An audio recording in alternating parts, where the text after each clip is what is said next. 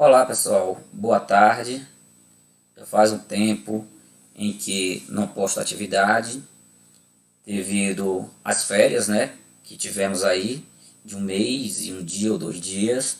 Mas antes a gente tinha dado uma pausa porque foi refeito a forma de apresentar essas atividades, certo? Espero que vocês todos estejam bem e que tenham aproveitado, descansados, certo? Curtido. Claro, com cuidado, que o coronavírus ainda está aí e a segunda onda está chegando. Então, espero que vocês tenham tomado os devidos cuidados e precauções para ajudar na saúde de vocês, dos familiares de vocês. Então, vamos retomar o que deixamos lá para trás, mais de 2 meses atrás, certo? Com um mês e pouco, naquela questão, debatendo novas formas de passar os conteúdos para vocês. Teve uma live com o colégio, né, com os professores todos, coordenação, direção da escola. Então agora, aí depois, quando for para postar as atividades, que seria a semana de Química e de Biologia, no novo ciclo de atividade que ficou estabelecido, então veio a férias decretada pelo governo do estado, certo? E agora vamos retomar as nossas atividades. Continuando com modelos atômicos, e aqui vamos falar um pouco das falhas do modelo de Rutherford. O modelo de Rutherford é aquele que comparamos com um sistema solar, no qual comparamos o núcleo do átomo como se fosse o Sol e os elétrons como se fosse os planetas girando em volta deste átomo, certo? Já vimos isso aí. Esse modelo foi um modelo muito sofisticado e que ajudou a esclarecer muito aí na teoria da matéria, certo? Bom, então vamos lá. Mas sim, para não esquecer, vamos marcar também uma live, porque nas discussões que tivemos com representantes de vocês e com a coordenação, foi cobrado muito que os professores fizessem uma live. Então vamos marcar uma live pelo Google Meet para o dia 11, certo? Dia 11, que será na sexta-feira, essa próxima sexta-feira, e que o horário vai ser às 16 horas, para não ficar muito tarde para vocês e também não muito cedo. Então, às 16 horas, 4 horas da tarde, certo? Ok? Então, vamos lá. Falha no modelo de Rutherford. Bom, o modelo de Rutherford é aquele na qual os elétrons estão girando em volta de um núcleo, o núcleo positivo, os elétrons negativos, certo? Se os elétrons pararem de girar ou parasse por algum momento, obviamente seria atraído pelo núcleo, já que o núcleo tem uma carga positiva. Ele cairia sobre o núcleo e voltaríamos para o modelo de Thomson, certo? Ou a matéria entrar em colapso. Mas onde está a falha neste modelo, já que os elétrons estão girando, como no globo da morte, como um ciclista no globo da morte, ele gira e devido à sua velocidade ele não cai. Então por que deveria esses elétrons que giram em torno do núcleo cair no núcleo? Bom, Rutherford não se atentou para o seguinte, que pela física clássica, quando uma partícula carregada é acelerada, ela perde energia, certo? Na forma de ondas eletromagnéticas. Ondas eletromagnéticas, para vocês entenderem um pouquinho, por exemplo, é uma onda mesmo, mas é uma onda formada por um campo magnético e um campo elétrico que oscilam entrelaçados entre si. Ok?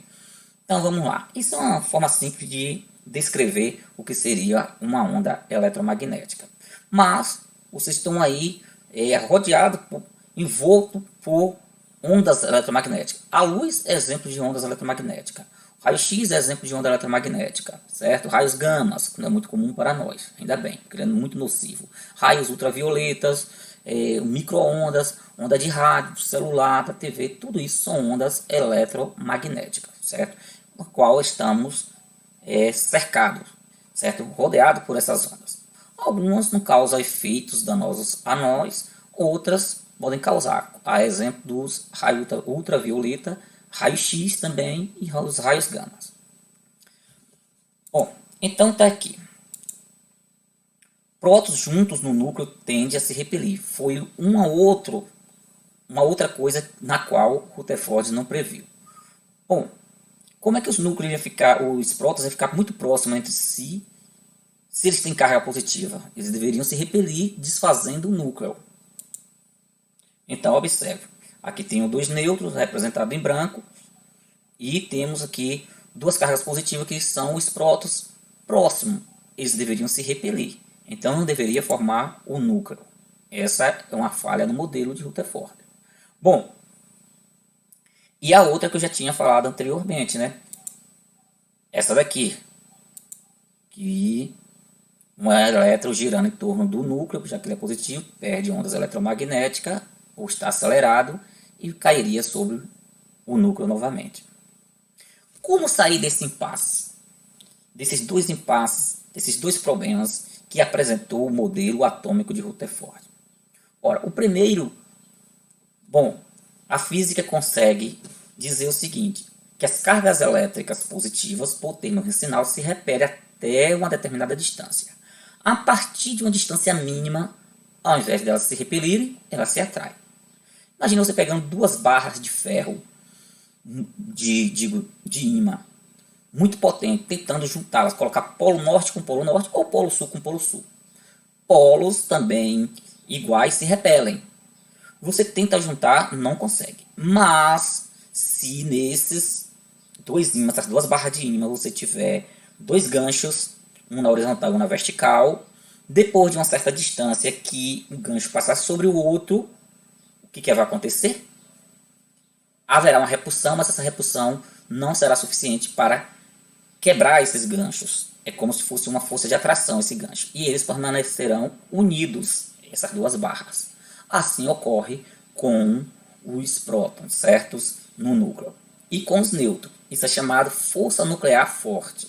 Depois de uma distância muito pequena mesmo, os prótons e os nêutrons, eles não se repelem mais, eles se atraem, certo? Essa distância é extremamente pequena, chegando a ser 1 trilhão de vezes menor do que um elétron. É a distância mínima para que eles não se repilam mais.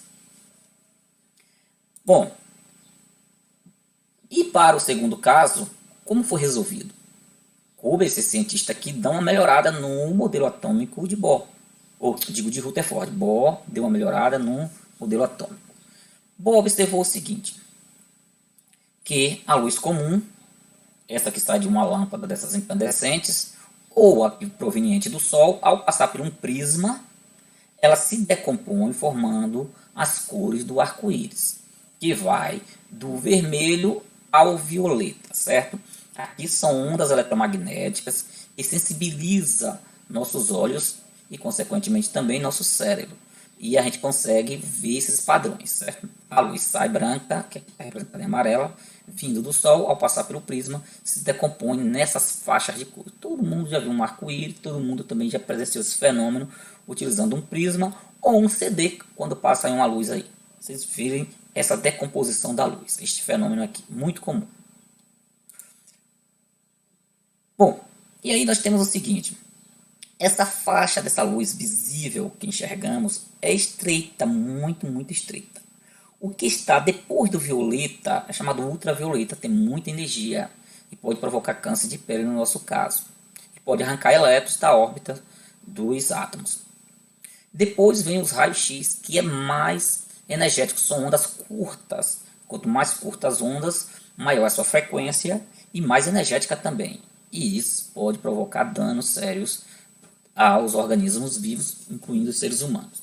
E os raios gama, que geralmente surgem em explosões nucleares ou surge com um núcleo que está se colapsando, um núcleo de um átomo muito grande, como o urânio, o tório, o polônio. E aí eles emitem de dentro do núcleo raios gama, que são ondas eletromagnéticas muito energéticas, que pode provocar sérios danos à pele. Elas só são barradas por uma parede espessa de concreto ou por uma parede de chumbo. Bom, abaixo do violeta nós temos o infravermelho. O infravermelho que pode provocar aquecimento do nosso planeta. É o que está acontecendo. Isso é conhecido como efeito estufa. Micro-ondas todo mundo tem em casa um micro-ondas, são ondas eletromagnéticas pequenas que passa pelas moléculas de água do alimento e rotaciona essas moléculas em um sentido, ora em um sentido, ora em outro sentido, milhões de vezes por segundo. Por isso que o alimento fica quente. E FM, que são as ondas de rádios, e as de radar também. Bom, essas ondas daqui, tirando essa pequena faixa aqui, são invisíveis, não conseguimos enxergar, certo? Embora tenha alguns animais que conseguem enxergar o ultravioleta, como abelhas, certo? Ou outros infravermelho. Não é o nosso caso. Qual cor que eles enxergam no ultravioleta? Não sabemos, não fazemos a mínima ideia que cor é essa. Prosseguindo então. O que é que isso tem a ver, isso aqui, com as conclusões de Bohr e com, vamos dizer, o aperfeiçoamento do modelo de Rutherford? Prosseguindo. Bohr fez experimento agora utilizando uma lâmpada, não uma lâmpada incandescente, ou utilizando a luz do sol. Ele pegou um gás em especial, colocou uma lâmpada de gás como essa que vocês têm aqui, como essa luz fluorescente, de um gás específico. Quando ele fez o mesmo experimento, observou o seguinte, que a luz branca, ao passar pelo prisma, ela não se decompunha mais como a luz solar em várias faixas, e sim raias separadas, tipo assim, vermelho, uma raiazinha verde, outra raia azul. Isso aqui é um elemento químico hipotético. Quando ele fez com vários elementos, ele observou que cada elemento tinha um padrão desse específico que servia como impressão digital daquele elemento. Mas o que provocava esse padrão, essas raias coloridas nessa luz? Essa luz de maneira diferente. Bom, os elétrons na órbita, ao oscilar, saem de uma órbita para outra. Porém, é o seguinte, quando o elétron sai de uma órbita para outra, ele ganha uma quantidade de energia específica que corresponde à diferença de energia de uma órbita para uma outra órbita. Se ele ganhar um pouquinho menos, ele não fica no meio da órbita. Ele não sai do lugar. Se ele ganhar mais também, ele não sai. Ele só sai de sua órbita quando ganha energia para uma órbita superior, se ele ganhar exatamente a diferença entre as duas órbitas. Então, sendo assim, a quantidade de energia em uma órbita é fixa. Foi isso que ele determinou. Então, um elétron em uma órbita, Bohr postulou o seguinte, ele tem uma quantidade de energia fixa. E aquela energia não altera, não aumenta e nem diminui se ele não ganhar energia externa, certo? De fora do átomo, vamos dizer assim. Bom, e aqui, com isso, conseguiu se detectar vários tipos de elementos no Sol.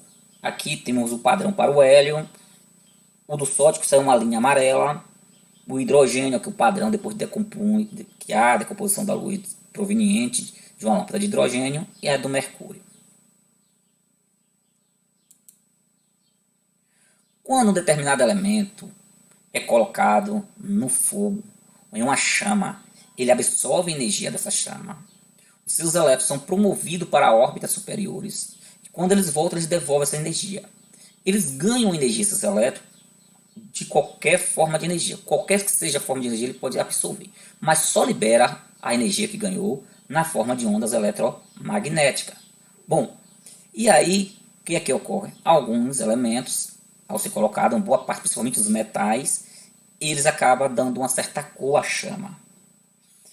Como o potássio, dessa cor esbranquiçada, tendendo para um azul, o cobre, que vai dar uma cor esverdeada, o sódio, que é conhecido, que dá uma cor amarelo, tendendo para o laranja. Quando você está fazendo comida, isso é observado quando cai uma gota de água do arroz, por exemplo, na chama. O estrôncio, mas existem outros elementos que dão uma cor semelhante ao sódio. Então, para não confundir, é necessário fazer a decomposição dessa luz aqui. O outro elemento terá um padrão específico. O sódio terá um padrão, como vimos, que é apenas uma linha, certo? Quando se decompõe a luz que provém dessa chama devido ao sódio. Bom, então Bohr postulou o seguinte. Um elétron, quando localizado em uma dessas órbitas, não perde nem ganha energia espontaneamente. Um elétron pode absorver energia de uma fonte externa somente em unidade discreta, chamada de quanta. Quando o elétron absorve um quanto de energia, ele salta para uma órbita mais energética, ligeiramente mais afastada do núcleo. Foi o que eu tinha dito anteriormente. Sexto postulado de Bohr. Quando o elétron retorna à órbita menos energética, ele perde, ou seja, devolve na forma de onda eletromagnética, só devolve na forma de onda eletromagnética, uma quantidade de energia que corresponde à diferença de energia existente entre as órbitas envolvidas no movimento. Veja aqui um exemplo. Aqui nós temos o núcleo de um átomo com elétrons que estão girando em sua volta, em várias órbitas. Quando esses elétrons caírem para órbitas, vamos dizer assim, caírem entre aspas, mais interna, o que vai acontecer com eles? Eles liberam energia que corresponde à quantidade de energia, corresponde à diferença entre a órbita superior e a órbita inferior. Quanto maior for essa sair de uma órbita mais externa para uma mais interna, maior será a energia liberada pelas ondas eletromagnéticas, ou os quantos. Bom, esse modelo aqui se assemelha também com esse exemplo aqui, um sapo saindo de um degrau para outro. Ou ele está no degrau inferior ou no degrau superior. Ele nunca pode estar entre um e outro. Se fosse uma rampa, sim, ele poderia estar aqui no meio, entre os dois degraus. Vamos dizer assim, nessa altura que corresponde o meio entre esses dois degraus. Mas como são degraus, uma escada, ele só pode estar ou de baixo ou no de cima. É o que acontece com os elétrons. Ou ele tem a quantidade de energia certa dessa órbita, ou dessa daqui. Não pode ter uma quantidade de energia que fica aqui no meio, certo? Entre essas duas órbitas. Veja bem esse elétron aqui. Ele perdeu energia na forma de onda eletromagnética. Ele saiu de uma órbita bem externa para uma bem interna. Liberou bastante energia, que foi representada no violeta. O outro já saiu de uma órbita um pouco mais abaixo, liberou uma cor azulada. Um outro mais interno liberou, ao sair dessa órbita para uma mais interna, uma cor alaranjada. E o que saiu da segunda órbita para a primeira órbita, como a diferença é muito pequena, liberou ondas que correspondem a uma luz vermelha, certo? Que é menos energética. Mais um exemplo aí para vocês verem aí, ó. O elétron está na primeira órbita, sai para a segunda. Não, aliás, está na terceira e sai para a segunda. O que acontece? Libera energia que corresponde na forma de ondas eletromagnéticas, que corresponde a essa diferença de energia entre as duas órbitas. E libera essa energia em uma cor avermelhada, certo? Em ondas eletromagnéticas, que para nós seria vermelho. Nesse outro exemplo, o que é que acontece? O elétron já está na quarta camada, ou quarta órbita, e sai para a segunda, liberando uma cor azulada, mais energética. Por fim, ele está na quinta, sai para a segunda, um azul mais intenso. Isso corresponde à quantidade de energia. São ondas mais curtas, com frequência maior. Logo, maior quantidade de energia desse quanto de energia que tem aí. Por fim, ele está na sexta camada, vai para a segunda. Libera uma onda mais energética ainda, que está no violeta. Ou se ele estiver na sétima, seguindo esse modelo aqui, seria um violeta mais intenso ou ultravioleta, com o qual não enxergamos mais. Bom, pessoal, por hoje é só. Próxima aula eu falo do modelo de Sommerfeld. Embora não vou cobrar esse modelo, é só para complementar o modelo de Thomson, certo? Digo de Bohr. Só um complemento para o modelo de Bohr. O modelo de Bohr, na verdade, não é bem um modelo de Bohr. Bohr fez um aperfeiçoamento no modelo de Rutherford. Obrigado pela atenção. Espero que tenha chegado até o fim do vídeo. Agradeço a todos que chegaram até o fim. Bom aproveito. Vou passar a atividade terça-feira para vocês. No caso, amanhã. Até mais.